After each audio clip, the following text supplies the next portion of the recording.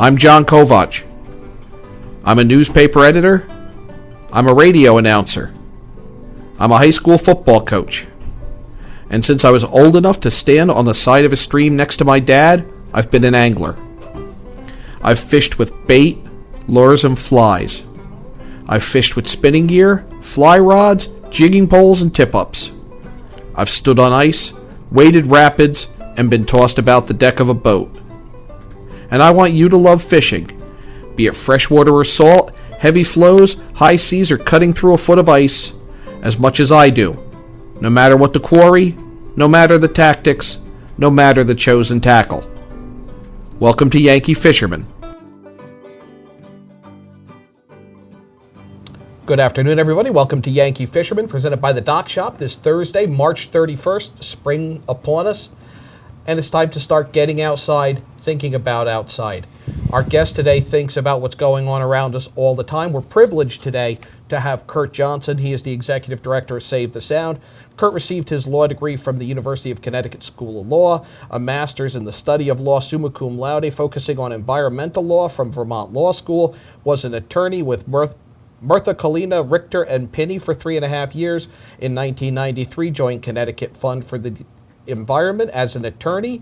As program director for CFE Save the Sound, he led the team to achieve environmental results in protecting our rivers, Long Island Sound, air, and water by bringing together people, groups, and elected leaders. Currently, he's Connecticut co-chair of the Citizens Advisory Committee to the Long Island Sound National Estuary Program. He co-founded the Environmental Law Clinic at the University of Connecticut School of Law, recently served as president of the Hamden Land Conservation Trust. Kurt, thanks for joining us on Yankee Fisherman. Thank you, John. It's great to be here. Big news for you guys this week on a couple of fronts. One being your appearance as there's a brand new logo. That's right. We have a new logo. We're excited about it. We're really excited to have more people aware of us and understanding the work we do to protect the sound in all of Connecticut. I kind of like it. You've got the water, you've got the earth, you've got the bird in the sky. Really a nice little... Yeah, it shows the whole picture, right? Which is really what CFE Save the Sound is about that whole picture. Where are we right now? How healthy is the Long Island Sound? How healthy is the surrounding environment in Connecticut? Well, you know, I like to call Long Island Sound as the patient who's really gotten out of the emergency ward. In other words, we have been at this now in a serious way for 2 decades, and I'm pleased to say that a first stage of recovery from death has occurred. We have a long way to go. So there was a report card that was released. We're going to be taking over that report card and releasing another one this fall, but the report card indicated that as you move west in the Western Sound, as you move closer to New York City, as you move into this area of the world, which is Fairfield County, the water quality really deteriorates. And that shows in a map that indicates the dissolved oxygen levels in the Long Island Sound. And you can see that as you get west, as you get closer to our wheelhouse, as we're coming to you live from Shelton, it's looking a little better there. It's a light blue, but the closer you get to New York, the more dire that gets. And the red is fish gasping for air? The red is fish gasping for air. Unfortunately, it's been happening every summer for about 20 years. We've known about this problem for a long time. It's a very, very serious problem. And your point is exactly on target. Fish and every creature in the sea needs oxygen to breathe.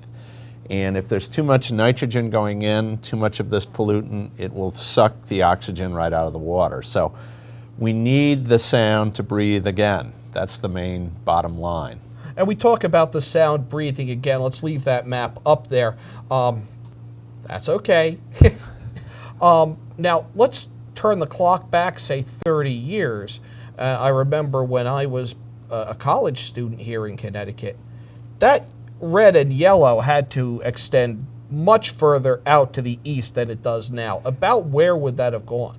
Well, I think you're absolutely right. I mean, 25, 30 years ago, the sound was just about dead. And there was a summer in '89, you probably remember this, when there was massive fish kills. There were lobster actually that were so struggling for breath, John. They were literally climbing out of the water. Massive, massive problems. And that brought attention to the sound. And so what's happened over the last 20 years with Save the Sound's leadership, and I want to give EPA a lot of credit, our state of New York, our state of Connecticut, their DEP, is we've invested in sewage treatment plants and all the municipalities who have done that. And our sewage treatment plants now are putting out less nitrogen than they used to. And we're now on to a new stage in the recovery. And the new stage is really all about this EPA plan. But you're absolutely right. If this was 30 years ago and we were looking at a map for 1989 or 1990, that red area, that no oxygen area, that dead fish area would be much, much, much more extensive. So we're on the right track. We've got quite a ways to go. As you said, a lot of this is the EPA. It's the reduced nitrogen levels that have been mandated. It's better treatment of runoff, better control of runoff, better control of treated sewage. We really haven't done as much on runoff as we should and we must, and we haven't controlled local sources of nitrogen from our fertilizer, runoff, the stuff coming off our streets, and from our septic systems. And we have a lot more work to do on that. And that's actually part of the exciting thing that's going on as we speak, that just a couple months ago, the EPA proposed a new bold chapter in the recovery of the sound to look at these more localized problems, to look at the issues that come down the Connecticut River from up in Massachusetts. You know, those plants have had no nitrogen control whatsoever. And then also to look at our bays and harbors. Our bays and harbors have these local sources that come in that are creating really some tremendous problems that we can talk about in a minute. So. Yeah, we're still having problems such as we have an image of a fish kill in Riverhead not that long ago. And I mean, this just disturbs me. This is only 10 months ago, really. This was 10 months ago. It was in May. And, you know, there were hundreds of thousands of fish that were killed. And what happened, John, is that the fish came into this area. There had been a big bloom of algae. Now, when you put too much nitrogen, it's like fertilizer. It sets off all this plant growth. So there was a toxic algae, a brown tide, that grew in this area, okay, a rust tide, and it gave off poisons, number one, but when it starts to die, when it gets so clogged in the waterway, it starts to die, it sucks all the oxygen out of the water. There was no oxygen in the water when this huge school of bunker came swimming into Peconic Bay. They hit this wall, and they went belly up. It wasn't just the stripers. I mean, it wasn't just the bunkers. It was, you know, the stripers and the bluefish that were following them. I'm sure the lobsters. Yeah, well, there was a lot of fish. You know, there's so few lobster left out on the Sound, I can't comment on that. True. But, you know, fish life, as you know, is what you're all about and what people that are listening is all about. And when you have that kind of death, it's really very serious. So we have to prevent that from happening in the Sound. We've got to support our towns in the EPA and moving forward in these localized plans and dealing. And another big chapter that's going to have to happen, John, is more reductions in New York City as well. They've done some good work there. They've started to reduce in their sewage treatment plants, but still the East River is like this giant hose of sewage, of treated sewage, but of nitrogen that flows into the Sound. We've got to keep ratcheting that hose down as well. How big a project would that be? I mean, that would have to take years to really get that under control. Absolutely. Well, remember, we started 20 years ago. We now have seen basically a 58% reduction in nitrogen coming out of the sewage treatment plants. It took a couple decades. It was an investment, but it is paying off in the sense, and when I say it's paying off, we have not had a massive crash in Long Island Sound in a long time. And I can almost guarantee that what would have happened had we done nothing is the Sound would be dead now. I mean, the fishing would be over for about half the Sound. So we have brought the patient back of it. Now we have to talk about how much we want to see it recover, how we want to see our bays and harbors look, right? Because many of our bays and harbors, we can talk about Milford Harbor in this area, we can talk about all the way up in Stonington Harbor, we can talk about Holly Pond at the mouth of the Darien River. These areas are in trouble. They have so much nitrogen from these very local sources coming into them that there's big mats of slimy algae that are showing up and covering the bottom, coating the bottom. It suffocates life on the bottom. As you know, the life on the bottom is what our fish like to feed on, right? It does not allow eelgrass, which we can look at maybe in a few minutes, to survive there. It clouds the water. Everybody loves clean water, right? Well, all of this algae makes it much more murky. So there's a whole host of ecological and aesthetic reasons why we need to do this work. Go ahead. Well, the other thing I'll just mention is not just on our side of the Sound. What's been happening in Northport Harbor is really disturbing. Every summer since 2006, and this is a recent thing, it's only been happening in the last 10 years, there have been these local brown tide toxic algae blooms. And when I say that, what it does is it puts out these toxic algae get absorbed by our mussels and our clams, right? And they become poisonous. If a human being was to eat them, they would get either seriously sick or would die.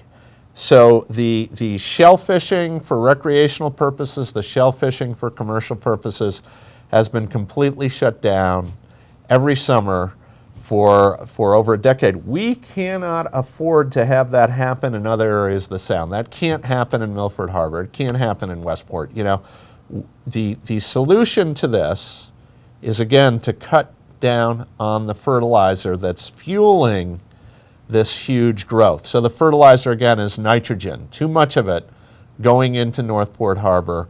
We've got to make sure that plague does not spread to the rest of the Sound. When we come back, we're going to look at the ecosystem that is the Sound, how it's all interlocked with land and water and air, and what we can do to protect it for not only the fishing, but basically every aspect of life in southwestern Connecticut. You're watching Yankee Fisherman, presented by the Dock Shop on the HAN Network. Can't wait for it to get warmer so you can start fishing again? Get over to the Dock Shop, where they have the latest in fishing tackle, marine electronics, boating supplies, and more. But remember, the Dock Shop isn't your average tackle shop. You'll also find the finest selection of nautical apparel, jewelry, home decor, and gifts in New England. Boater, beach bum, fisherman, or simply love the New England coast, this is a unique place to shop. The Dock Shop, 51 Tokenique Road, Darien, 609 Riverside Avenue, Westport, dockshop.com. Had a sports injury or slip and fall that needs immediate care? Coastal Ortho Express Urgent Care gives you direct access to an orthopedic specialist fast without an appointment. Biking, golf, tennis, soccer, whatever the sports injury is, sprain or fracture, Coastal Ortho Express can help. Coastal Ortho Express Urgent Care open Monday through Saturday in the iPark building at 761 Main Avenue in Norwalk, or go to coastalorthoexpress.com. That's coastalorthoexpress.com. Like them on Facebook.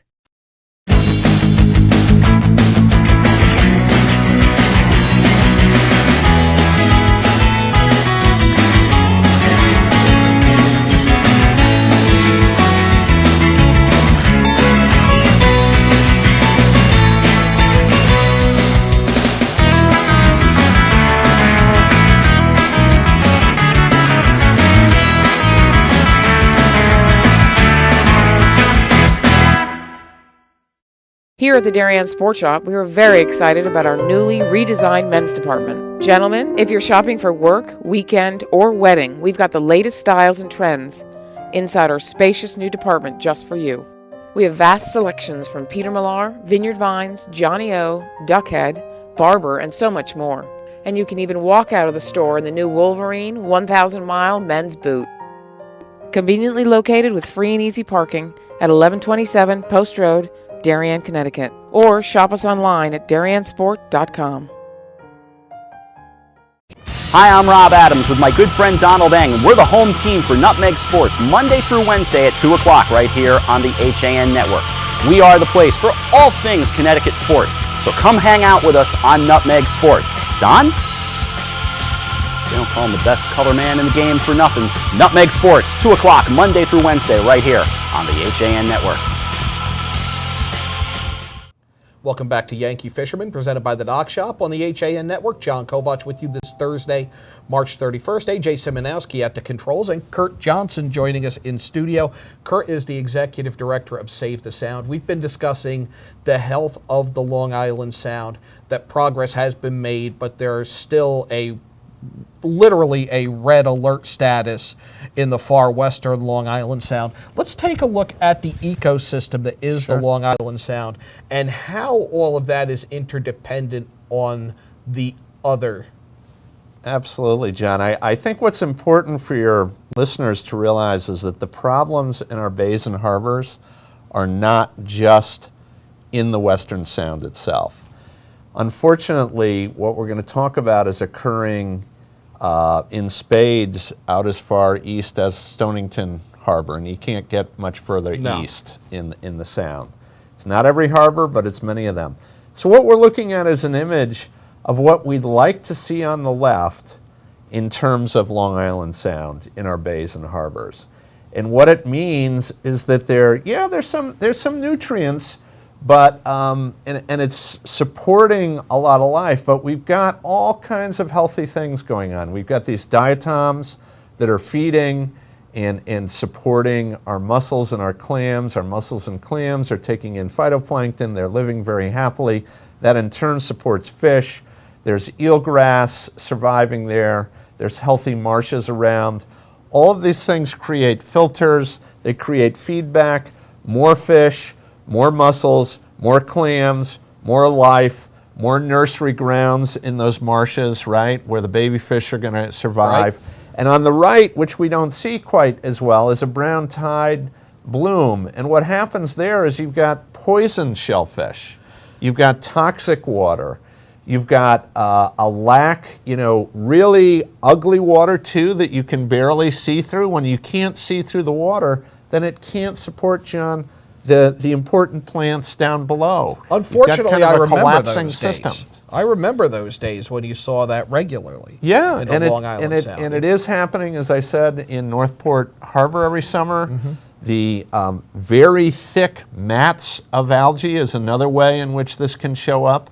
Actually, in Stonington Harbor itself, believe it or not, there's areas there with 3 feet thick mats of slimy algae that's just coating everything, covering everything. Of course, when you have that, you can't have shellfish. You can't have, all of this other ecosystem benefits that go on in a healthy sound. And you have far fewer fish. And what that's choking out is the seagrass, correct? It's choking out the seagrass, but think about it. When you've got mats that thick, you're not going to have healthy clams down there. No. The fish aren't going to be able, if there aren't any worms or critters down there, they're not going to be able to get down through a big, thick mat of slimy algae in order to get to it. So it's really the sign of an ecosystem that can be out of control. And here's a look at seagrass and how important that is as a habitat for the forage fish, the shellfish, etc. Those of us as anglers are concerned, or should be concerned, about the forage fish, about the small shellfish, about these things that are feeding the striped bass, etc. Exactly. In the Long Island Sound. Now, what are we looking at here?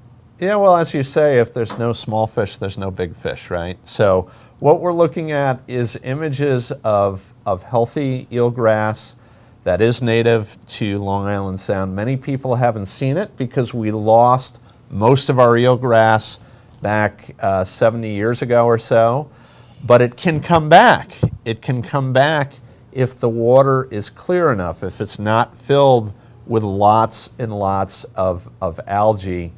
And as you say, it's a hiding place.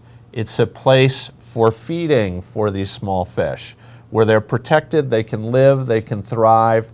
It's a place for scallops, as you see up on top, right?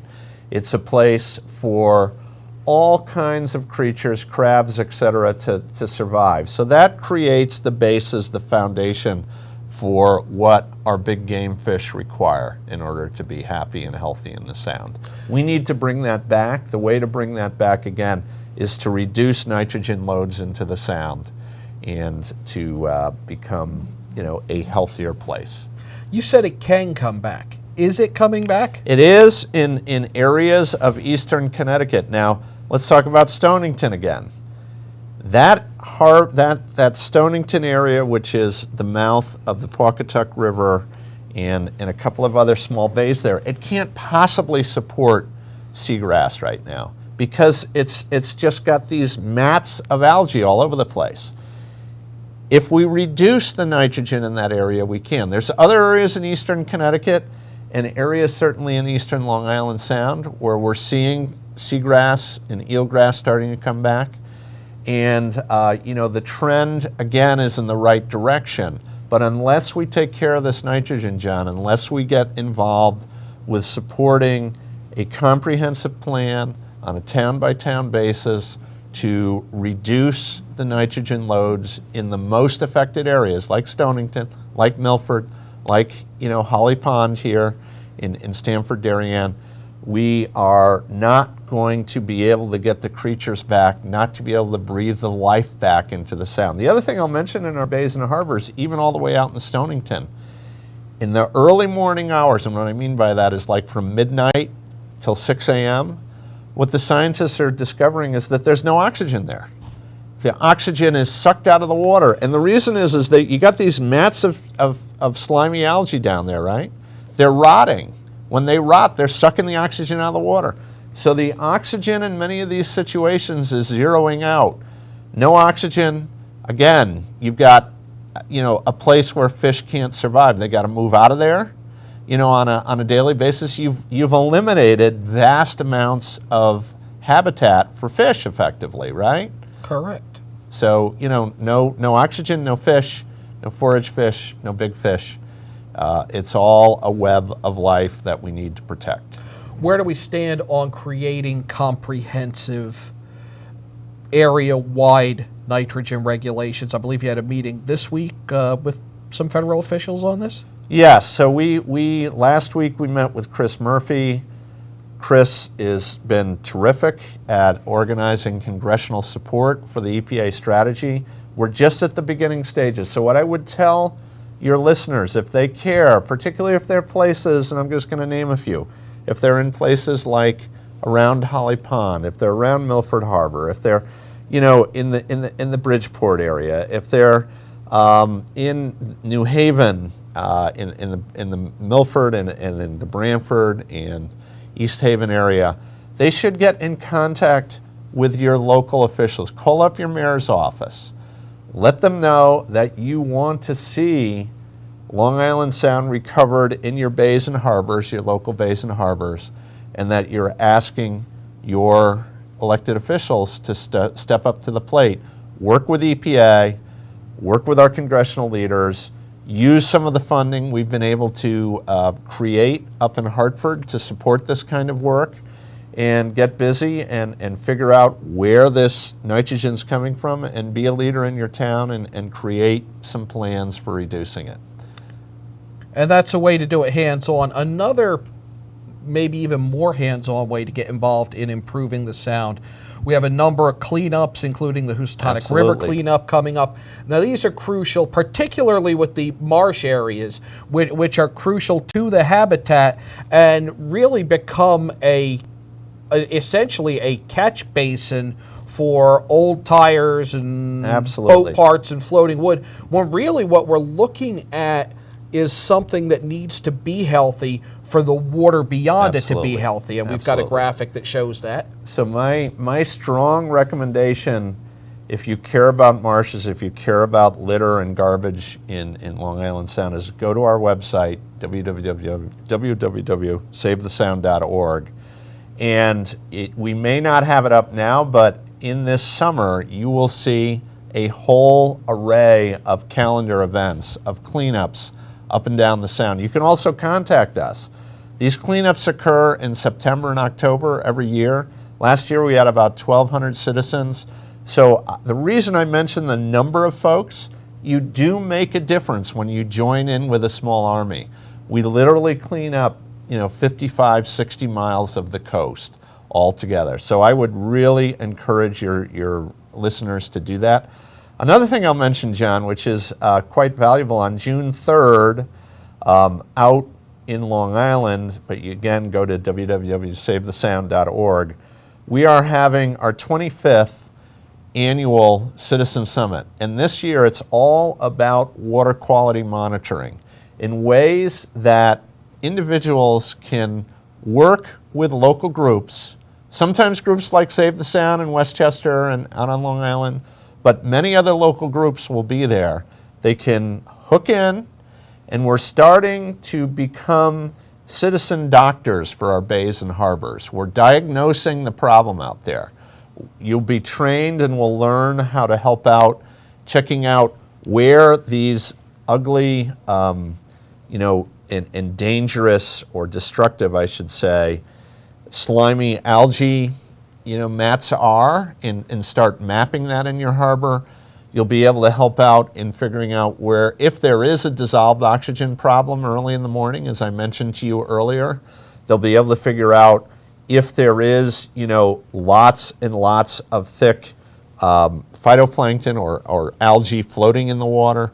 All of this stuff is very important. It's important for citizens to come together, share the data with Save the Sound, and for us as citizens to establish the baseline of health in these harbors and bays. And that is absolutely critical. And then we need to focus our attention on the most difficult harbors and bays. And again, I would say the most important thing your folks can do is to go to our website, either Connecticut Fund for the Environment or SaveTheSound.org, sign up as a citizen in our citizen network of 13,000 people. We are going to need twice as many people as that, both here in Connecticut and New York, to be leaning on making sure that our government officials actually follow through on this plan, right? And also to make sure that New York City does its part. Because again, we can't have a huge, ongoing, massive amount of nitrogen coming out of the East River. We need to do everything we can there. And so I want to thank New York City for taking the first step, right, and starting some reductions. There's going to be much more that's going to be needed. So if you join 13,000 citizens and you're willing to make a call or two a year, it makes all the difference in the world. We're a tiny organization, John. We can't possibly have the influence that 13,000, and we want to double that number to 26,000 people in a couple of years. That's the only way we have an impact. It's citizens raising their voices, letting elected officials know that they need and want a clean and restored Long Island Sound. When we come back, we'll talk about ways that we as anglers who are out there all the time can be on the front lines and help save the Sound. You're watching Yankee Fisherman, presented by the Dock Shop on the HAN Network. Are you hoping winter is finally in our rearview mirror? Can't wait for the air and water temperatures to start rising? Well, if the answer is yes, you need to get over to Darien or Westport and stop by the Dock Shop, where it's always summer. Both shops are being stocked with lots of new merchandise, including fishing tackle, marine electronics, boating supplies, and more. But remember, the Dock Shop isn't your average tackle shop. At the Dock Shop, you'll also find the finest selection of nautical apparel, jewelry, home decor, and gifts in New England. Boater, beach bum, fisherman, or simply love the New England coast, this is a unique place to shop. The Dock Shop, 51 Tokenique Road, Darien, and 609 Riverside Avenue, Westport. Online at dockshop.com. I really wanted something that felt like a home. Coming from a big house, I wanted the feel of a home as opposed to a condo. The construction is incredible, whether it's the floors, the fireplace, the moldings, the lighting. It's as peaceful as my home was in the middle of the woods. It feels like a house. It does not feel like a condo or a townhome. I feel like I'm in my house.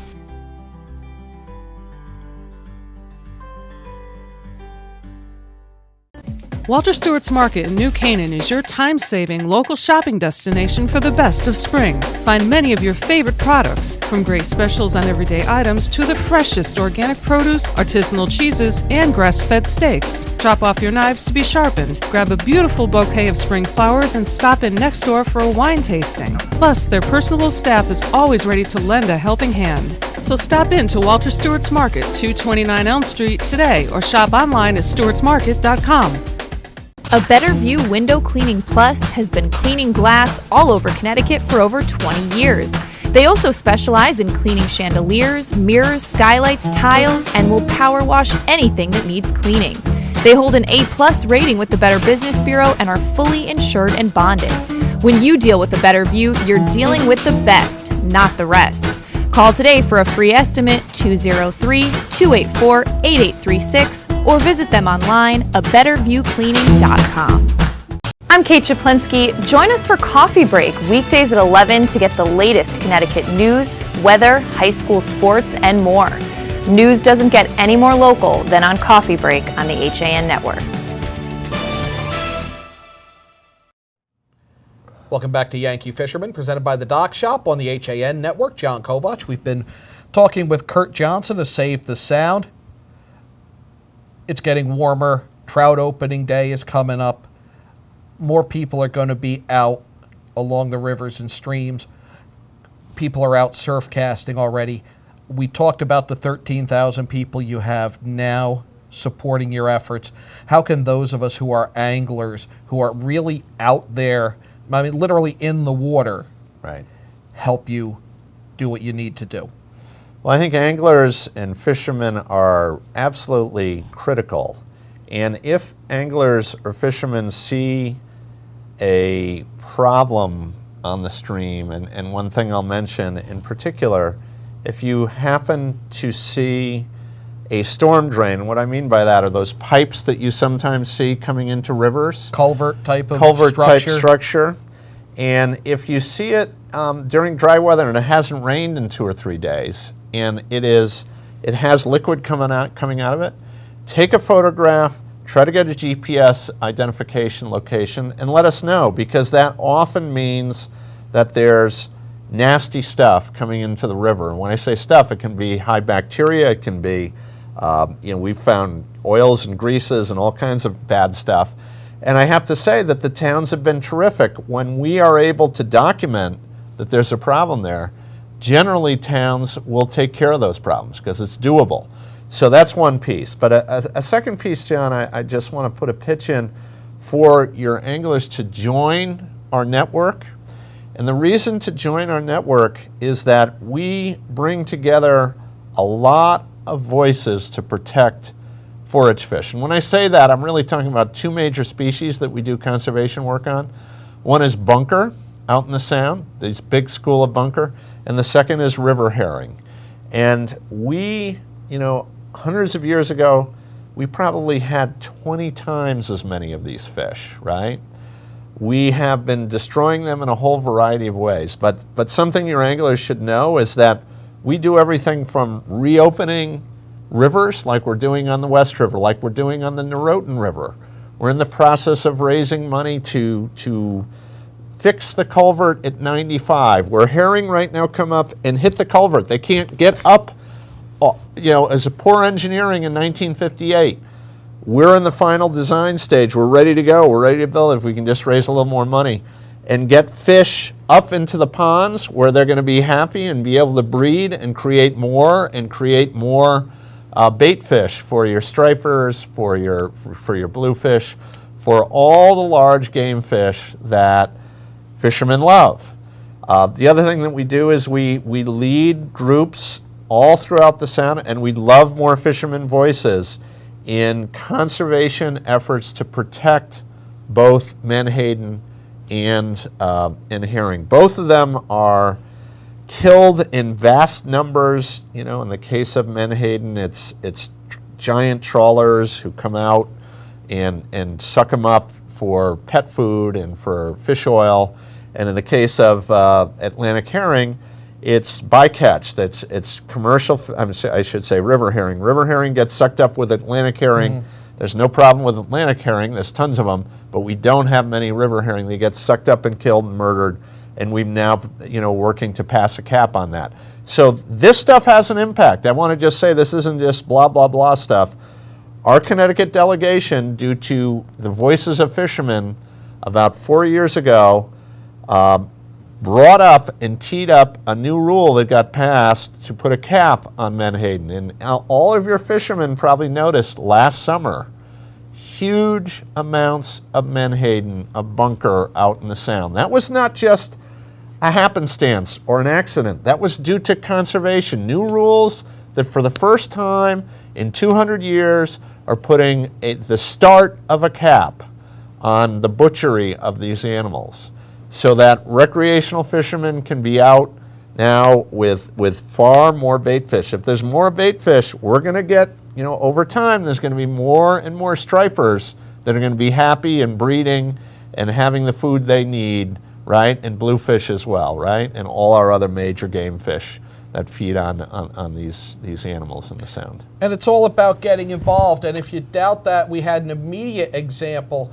of what good it can do for an angler, and I'm assuming it was an angler because I don't think there are many people hanging out along the Housatonic at 10 o'clock on a Tuesday night. But just the other night, somebody made a call to the Department of Energy and Environmental Protection, ENCON police, reported poaching.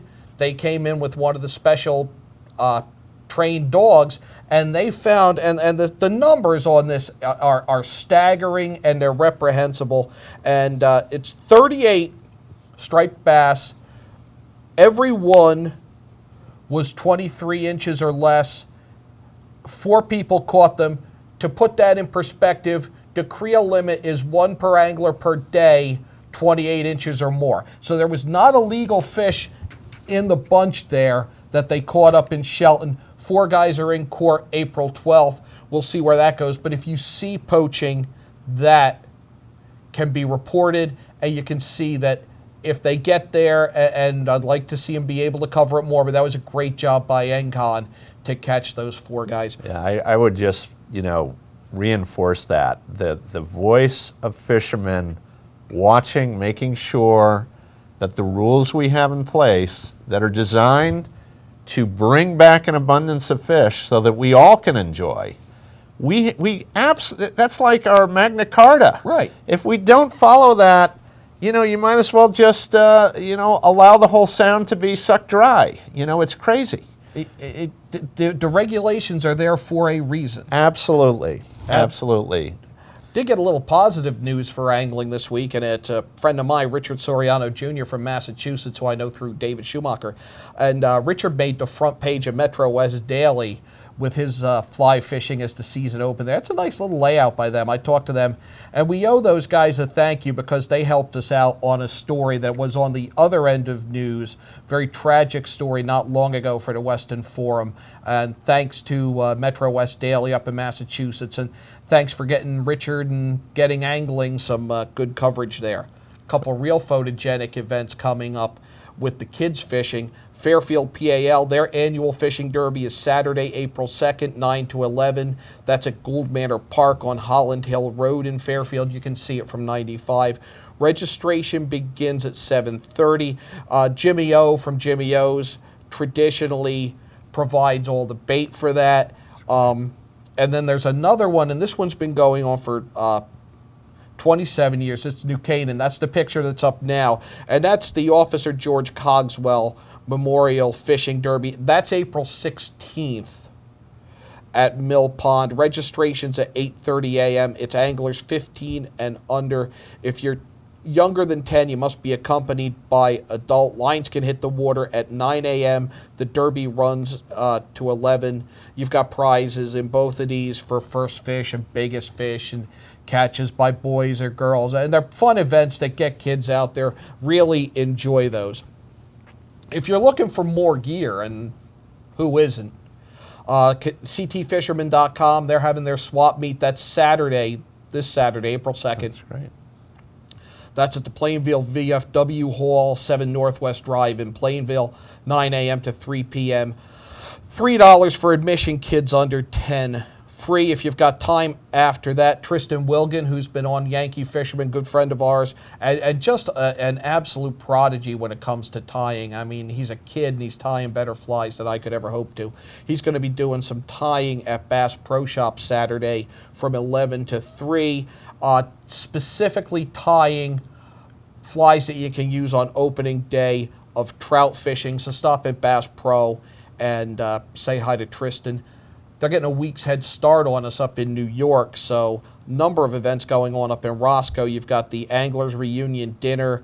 That is tonight at 6 p.m. That's at the Rockland House on Route 206 in Roscoe. Opening day is tomorrow. Chamber of Commerce and everybody will be at the Junction Pool in Roscoe at 7:30. You've got the Fly Tire Rendezvous with the Catskill Fly Tires Guild. That is Saturday from 10 a.m. to 3 p.m. I was at that last year. So much to learn, so many tires, a lot of creativity there. Also Saturday's the Two-Headed Trout Dinner with the Roscoe Rockland Chamber. That is at 6 p.m. There's information at the Catskill Fly Fishing Center site there. Just a ton of stuff going on up there. And then also April 9th is the Mianus chapter of Trout Unlimited, their 42nd annual banquet. That's always a great event at the Stamford Yacht Club again this year. I've been there. I'll be there again this year. Lots of great prizes. It's a great time. It's a lot of fun. This chapter, their members volunteer more than 5,000 hours in the past year restoring rivers and streams. They provide educational opportunities for more than 1,000 students in 7 towns through Trout in the Classroom. They're getting it done. Go out and support them. That's April 9th. MianusTU.org for information on the Mianus banquet. Again, I'll be there. So do you fish? I do. Well, I'm a saltwater fisherman. That's okay. I do both. It's Yeah. We're okay Yeah, with that. I don't fish as much as I'd like to, but stripers, blues, the sort of Long Island Sound thing. boat or surf? Boat mostly. Yeah. Mostly. Yeah. I'm one of the luckiest people I think in the world. I get to live in a little shack out on an island off of Branford, East Haven, all summer with little spigot up to the porch and no electricity and with my kids and my family. So I'm a clammer and a fisherman. Oh, and the very whole cool. deal thing. So Very cool. yeah. Kurt, stay in touch. Let us know what we can do to promote what Save the Sound is doing. Great. And rally people to help, because it's very important that we get this done. I think we are trending the right way on the sound. I think there's still a lot to be done, and it's people like you and Save the Sound that are hopefully going to get us there. Well, we can only do it together. So again, my parting words is for folks to join our network of 13,000 people. Better yet, join the organization, but go to savethesound.org, www.savethesound.org, and support us. And when you're out fishing, keep those plastic bottles in your boat. If you take it in, carry it out. Kurt Johnson, thanks for joining us and talking about Save the Sound. Thank you for watching. Get out fishing where it's legal. Get ready for opening day. And till then, tight lines.